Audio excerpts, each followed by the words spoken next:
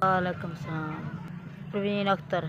बच्चे मेरे 4 बच्चियां ने ते 2 बेटे ने, सारे विआहे ने। दवाई शवाई नहीं लै के दिंदे। मसला यही है कि मैनू फालज गिर गया तो शुरू तो मैं बमार हाँ। पहले मैनू पोलियो तो फिर मथाज हाँ। मैं शुरू तो मैं मथाज 10 साल हो गए मैं मंजी ते रही हाँ। तो बगैर तुर नहीं सकती, बिल्कुल मेरिया लत्तां बकार ने। तो वजह तो मैं बीमार हो गई सा ते हुण मैं उन्होंने आंदी सी पुत्रा मेरी दवाई लिया के दे, मैनू नहीं दवाई लिया के दित्ती। नहीं मेरा किहड़ा बंदा जिन्हें दवाई लिया के देनी है।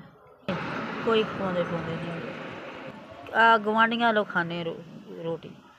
जिंदगी दा वे जेह्ड़ा मेरा खास ख्याल रखदे ने, मैनू ओही दिंदे ने बहुती रोटी।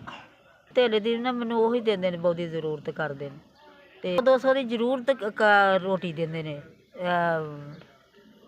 200 की जरूरत हो तो गुआढ़ी मैंने दे देंगे ने, मेरे बच्चे नहीं देंगे मैंने। बच्चों को क्या ही मंगा, वो मैनू आप मैनू बड़ा तंग करते हैं।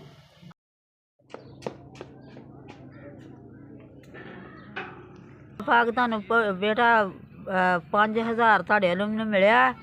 अल्लाह पाक तुहानू बहुता दवे ते तुहाडी तंदुरुस्ती दवे। अल्लाह तुहानू ज़्यादा दवे। अल्लाह तुहाडा बहुता बहुता तुहानू दवे ते तुहाडा कबूल करे। अल्लाह पाक तुहानू बहुता दवे। अल्लाह तुहाडी जिंदगी दवे। अल्लाह तुहाडी तंदुरुस्ती दवे। भैन भरा ने मैनू पैसे घल्ले ने, अल्लाह उहदी जिंदगी दवे ते अल्लाह उहदी तंदुरुस्ती दवे। अल्लाह दवे तुहाडे बच्चों की खैर करे। अल्लाह तुहाडी जिंदगी दवे। अल्लाह तुहाडी तंदुरुस्ती दवे। अल्लाह तुहानू बहुता बहुता दवे। अगर तुसीं मेरा दिल खुश किया, अल्लाह पाक तुहानू बहुता दवे। अल्लाह तुहाडी तंदुरुस्ती दवे।